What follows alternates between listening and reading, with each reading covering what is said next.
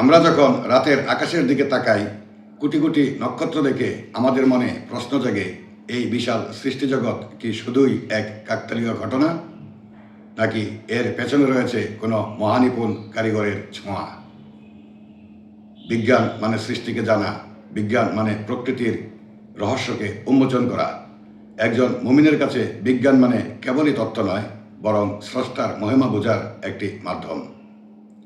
আজকের ভিডিওতে আমরা দেখব বিজ্ঞানের সাথে মুসলিমদের সম্পর্ক, বর্তমান বিমুখতা ও সভ্যতার অধগমন, এবং এমন কিছু বিষয় যা আমাদের ঈমানকে আরও শক্তিশালী করবে। নাহমাদুহু ওয়া নুসাল্লি আলা রাসূলিহিল কারীম। বিসমিল্লাহির রহমানির রহিম। সম্মানিত দর্শক শ্রোতা, আসসালামু আলাইকুম ওয়া রাহমাতুল্লাহ। কেউ একজন আমাদের একটা ভিডিওতে এসে হাহা রিয়েক্ট দিয়ে আশ্চর্যবোধক চিহ্ন রেখে কমেন্ট করে গিয়েছেন, মুমিনের মুখে বিজ্ঞানের গল্প, যেন এক অত্যাশ্চর্য বিষয়। আসলে বর্তমান পরিস্থিতিতে বাংলাদেশের প্রেক্ষাপটে এমন ধারণাকে একেবারে অমূলক মনে করার কোনোই কারণ নেই। মুমিন মানে মুসলিম, এবং মুসলিমের মূল ধর্মগ্রন্থ হচ্ছে কুরআনুল কারীম। আর কুরআনুল কারীম এবং ইসলামের ব্যাখ্যাদাতাদের আমরা বলি আলেম। কিন্তু বাস্তবতা হলো, পবিত্র কুরআনুল কারীম শ্রেষ্ঠ বিজ্ঞানময় জানার পরেও বাংলাদেশের মাঠে ময়দানে পরিচিত কিংবা অনলাইনে ভাইরাল কয়জন আলেমকে আমরা বিজ্ঞান নিয়ে কথা বলতে শুনি? বরং ইসলামকে কেবল একে অপরের বিরুদ্ধে ফতোয়াবাজি এবং আধুনিক বিজ্ঞানের সাথে সাংঘর্ষিক করে তোলার জন্য অধ্যাবসায়ের নজির খুঁজে পাওয়া অসম্ভব নয়। আসলেই কি কুরআন এবং বিজ্ঞান পরস্পর সাংঘর্ষিক? ইয়াসিন ওয়াল কুরআনুল হাকিম, পবিত্র কোরআনের সূরা ইয়াসিনের দ্বিতীয় আয়াতে আল্লাহ সুবহানাহু ওয়া তাআলা নিজে বিজ্ঞানময় কোরআনের শপথের উল্লেখ করেছেন।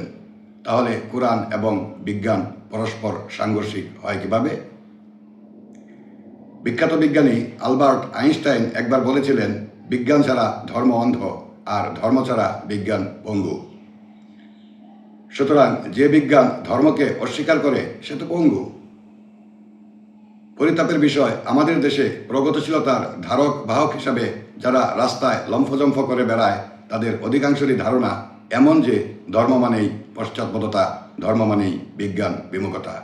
তাদের ধারণা, প্রকৃত বিজ্ঞান বা প্রগতিকে ধারণ করতে হলে ধর্মকে অবশ্যই ছুঁড়ে ফেলতে হবে। ধর্ম সম্পর্কে প্রকৃত জ্ঞানের অভাবে এরা আবার জাতিকে আরেক অন্ধকারের দিকে নিয়ে যাচ্ছে। না জানে এরা ধর্ম, কিংবা না জানে এরা বিজ্ঞান। জানবে কিভাবে? আপনি নিশ্চয়ই লক্ষ্য করেছেন, এদের অধিকাংশেরই একাডেমিক ব্যাকগ্রাউন্ড না ধর্ম না বিজ্ঞান, বরং চারুকলা, শিল্পকলা, এই টাইপের আর কি। পরিতাপের বিষয়, বিজ্ঞান এবং ধর্ম কোনোটারই প্রকৃত শিক্ষা না ধারণ করেই এরা কেবল ক্ষুরা যুক্তি দিয়েই ধর্ম এবং বিজ্ঞানকে পরস্পরের মুখোমুখি দাঁড় করিয়ে দেওয়ার প্রয়াস নেয়। এ যেন আলোকোজ্জ্বল পৃথিবীকে অন্ধকারে ঢেকে দেওয়ার এক উৎকৃষ্ট প্রয়াস। অপরদিকে যে মুসলিম বিজ্ঞানকে অস্বীকার করে, সে পক্ষান্তরে কোরআনকেই অস্বীকার করে। আর বিজ্ঞান ছাড়া ধার্মিক তো কেবলই একজন ধর্মান্ধ মাত্র। বর্তমান সময়ে একটি অদ্ভুত ধারণা প্রচলিত রয়েছে যে বিজ্ঞান মানেই নাস্তিকতা, অথবা বিজ্ঞান নিয়ে চর্চা করলে ঈমান বুঝি নড়বড়ে হয়ে যায়। মজার ব্যাপার হলো, এই ধারণাটি যেমন কট্টর নাস্তিকরা ছড়াতে চায়, তেমনি কিছু ধর্মপ্রাণ মুসলমানও অজ্ঞতাবশত এটিকে বিশ্বাস করে থাকেন। কিন্তু সত্য কি সত্যিই তাই? পবিত্র কোরআনে আল্লাহ তাআলা 1400 বছর আগেই এই চিন্তার খোরাক দিয়ে রেখেছেন।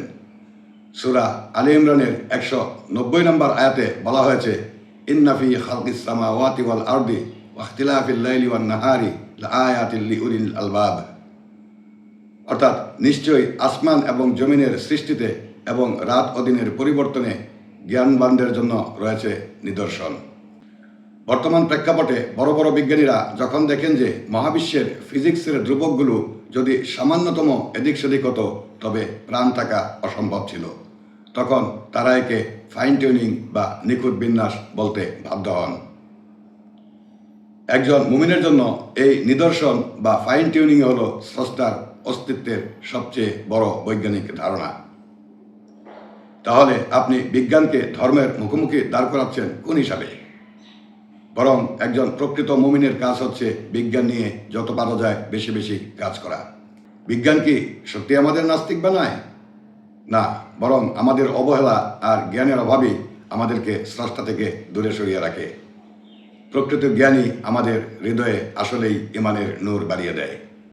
আধুনিক বিজ্ঞানের প্রেক্ষাপটে তাকালে আমরা দেখি যত বেশি জগৎকে চেনা যাচ্ছে ততই নাস্তিকতার চেয়ে একজন বুদ্ধিমান নকশাকার বা ইন্টেলিজেন্ট ডিজাইনার এর অস্তিত্বের প্রমাণ জোরালো হচ্ছে। আজকের কোয়ান্টাম ফিজিক্স বা বিগ ব্যাং থিওরি কি মহাবিশ্বের শূন্য থেকে সৃষ্টি হওয়া বা একটি মহানিয়ন্ত্রকের প্রয়োজনীয়তাকে অস্বীকার করতে পারে? মোটেই না। বর্তমান প্রেক্ষাপটে অনেক বড় বড় বিজ্ঞানী স্বীকার করেছেন যে এই মহাবিশ্বের গাণিতিক নির্ভুলতা কোনো দুর্ঘটনাবশত হওয়া অসম্ভব। একজন মুমিনের জন্য বিজ্ঞান হলো স্রষ্টার সিগনেচার বা স্বাক্ষর খুঁজে পাওয়ার আসল পথ। ল্যাবরেটরিতে যখন একজন মুসলিম মাইক্রোস্কোপে কোষ দেখেন কিংবা টেলিস্কোপে গ্যালাক্সি দেখেন, তখন তার মুখ থেকে অবলীলায় বেরিয়ে আসে সুবহানাল্লাহ। তাই বিজ্ঞান মানেই নাস্তিকতা নয়, বরং বিজ্ঞান হলো নাস্তিকতার অসারতা প্রমাণ করার এবং স্রষ্টার শ্রেষ্ঠত্বকে যৌক্তিকভাবে অনুভব করার সবচেয়ে আধুনিক সমাধান। এবার দু একটি উদাহরণ টেনেই আমি আমার ভিডিওর সংক্ষিপ্ত করব বা শেষ করব। একটু লক্ষ্য করি মহাবিশ্বের নিখুঁত ভারসাম্যের দিকে। বিজ্ঞান বলছে আমাদের পৃথিবী সূর্যের থেকে ঠিক এমন এক দূরত্বে অবস্থিত যাকে বলা হয় গোল্ডিলক্স জোন বা বসবাসযোগ্য অঞ্চল বা হ্যাবিটেবল জোন। পৃথিবী যদি সূর্যের একটু কাছে হতো তবে আমরা পুড়ে ছাই হয়ে যেতাম, আর একটু দূরে হলে সব কিছু জমে বরফ হয়ে যেত। এই যে নিখুঁত ভারসাম্য, একে কি কেবল দৈবচয়ন বলা যায়? পবিত্র কোরআনে আল্লাহ তাআলা বলেছেন সূরা আর রহমান আয়াত নম্বর 5, ওয়াস শামসু ওয়াল কামারু বিহসবান, অর্থাৎ তিনিই চন্দ্র ও সূর্যকে হিসাব মতো আবর্তন করান। বিজ্ঞান আজ যা প্রমাণ করেছে তা মুমিনদের জন্য নতুন কিছু নয়, বরং এক চিরন্তন সত্যের পুনরুক্তি মাত্র। মানুষের শরীরের ভেতরের দিকে একটু লক্ষ্য করি, এখানেও কত বিস্ময় লুকিয়ে আছে। চলুন নিজের ভেতরে একটু তাকাই না। আমাদের শরীরের প্রতিটি কোষে থাকা ডিএনএতে যে তথ্য সংরক্ষিত আছে তা যদি কাগজে লেখা হয় তবে হাজার হাজার বই ভরে যাবে। এই বিশাল ইনস্ট্রাকশন ম্যানুয়াল বা নির্দেশিকা নিজে নিজে তৈরি হওয়া কি সম্ভব? বিজ্ঞানের আধুনিক গবেষণা আমাদের দেখায় যে মানুষের প্রতিটি অঙ্গ প্রত্যঙ্গ কত নিখুঁতভাবে একে অপরের সাথে যুক্ত। একজন মুমিন যখন এই জটিলতা দেখেন তখন তার মনে আপনা আপনি বেজে ওঠে ফাবি আইয়ি আলা রাব্বিকুমা তুকাররিবান, অর্থাৎ তোমরা তোমাদের রবের কোন কোন নিয়ামতকে অস্বীকার করবে। আসলে বিজ্ঞান এবং বিশ্বাসের একটি সুদৃঢ় মেলবন্ধন রয়েছে। অনেকে মনে করেন বিজ্ঞান এবং ধর্ম সাংঘর্ষিক, কিন্তু একজন মুমিনের জন্য বিজ্ঞান হলো আল্লাহর সৃষ্টিকে জানার একটি উত্তম টুলস বা মাধ্যম। যত বেশি আমরা অণুপরমাণু নিয়ে গবেষণা করি, যত বেশি আমরা ব্ল্যাক হোল নিয়ে জানতে পারি, স্রষ্টার বিশালতা আমাদের কাছে তত বেশি স্পষ্ট হয়। বিজ্ঞান আমাদের শেখায় কিভাবে, আর ঈমান আমাদের শেখায় কেন। এবার আমরা ইতিহাস থেকে মুসলিমদের বিজ্ঞানভিত্তিক ঐতিহ্যকে একটু দেখব। ইতিহাসের পাতায় তাকালে আমরা দেখি একজন মুমিনের কাছে জ্ঞান অন্বেষণ ছিল ইবাদতের মতো। আজ আমরা যে আধুনিক বিজ্ঞানের কথা বলি তার ভিত্তি গড়ে দিয়েছিলেন এমন কিছু মানুষ যারা একদিকে ছিলেন কট্টর বিশ্বাসী, অন্যদিকে প্রখর যুক্তিবাদী। 10ম শতাব্দীতে ইবনে আল হাইথাম যখন আলোর প্রকৃতি বা অপটিক্স নিয়ে গবেষণা করছিলেন তখন তার প্রেরণা ছিল আল্লাহর সৃষ্টিকে গভীরভাবে পর্যবেক্ষণ করা। জাবির ইবনে হাইয়ান যখন রসায়নের ভিত্তি স্থাপন করছিলেন, কিংবা আল খাওয়ারিজমি যখন বীজগণিত বা অ্যালগরিদম আবিষ্কার করছিলেন, তারা কেবল তথ্য খুঁজছিলেন না, বরং খুঁজছিলেন স্রষ্টার সৃষ্টির সুশৃঙ্খল নিয়মাবলী। মুসলিম সভ্যতার সেই স্বর্ণযুগে বাগদাদের বাইতুল হিকমা বা জ্ঞানের ঘর ছিল পৃথিবীর শ্রেষ্ঠ গবেষণা কেন্দ্র। তারা বিশ্বাস করতেন কোরআন আমাদের মহাবিশ্ব নিয়ে চিন্তা করতে বলেছে, আর সেই চিন্তার পথ ধরেই আজকের আধুনিক জ্যোতির্বিদ্যা থেকে শুরু করে চিকিৎসা বিজ্ঞানের জয়যাত্রা শুরু হয়েছে। এখন আমরা একটু দেখে নেই বর্তমান বিজ্ঞানে আমাদের বিমুখতা এবং তার কুফল সম্পর্কে।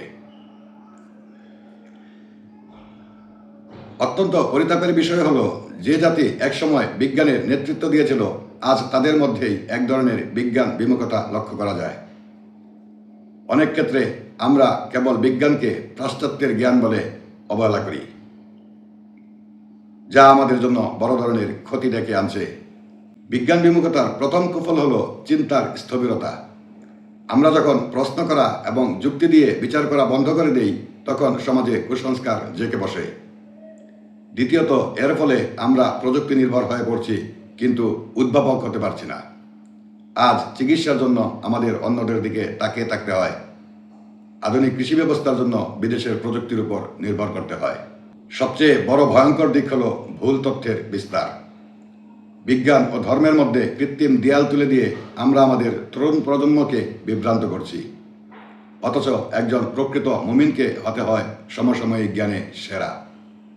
বিজ্ঞান বিমুখতা আমাদের কেবল দুনিয়াভিভাবে পিছিয়ে দিচ্ছে না, বরং আল্লাহর সৃষ্টিকে গভীরভাবে বোঝার যে নির্দেশ কোরআনে দেওয়া হয়েছে, তা থেকেও আমাদের বিচ্যুত করছে। বিজ্ঞান মানেই নাস্তিকতা, এই ভুল ধারণাটি খণ্ডন করতে আধুনিক বিজ্ঞানের জনক স্যার আইজ্যাক নিউটনের একটি উক্তি যথেষ্ট। তিনি বলেছিলেন, সৌরজগৎ, গ্রহ এবং ধূমকেতুগুলোর এই অত্যন্ত সুন্দর ব্যবস্থাটি কেবল একজন বুদ্ধিমান এবং শক্তিশালী সত্তার পরিকল্পনা ও আধিপত্য থেকেই আসতে পারে। নিউটন মনে করতেন, তিনি যত বেশি মহাবিশ্বের নিয়মগুলো আবিষ্কার করছেন, তত বেশি স্রষ্টার মহান কারুকার্যকে বুঝতে পারছেন। পরিশেষে বলা যায়, বিজ্ঞানের প্রতিটি আবিষ্কার আমাদের সেই পরম সত্তার দিকেই পথ দেখায়। প্রকৃতির এই বিস্ময়গুলো দেখে আপনার মনে কোন চিন্তাটি সবার আগে আসে, কমেন্ট করে আমাদের জানান। আর ভিডিওটি আপনার ভালো লেগে থাকলে শেয়ার করে অন্যদেরও সৃষ্টিজগৎ নিয়ে ভাবার সুযোগ করে দিন। পরবর্তী ভিডিওতে আমরা আলোচনা করব আরও একটি রোমাঞ্চকর তথ্য নিয়ে। ততক্ষণ পর্যন্ত ভালো থাকুন, সুস্থ থাকুন। আল্লাহ হাফেজ। আসসালামু আলাইকুম রহমতুল্লাহ।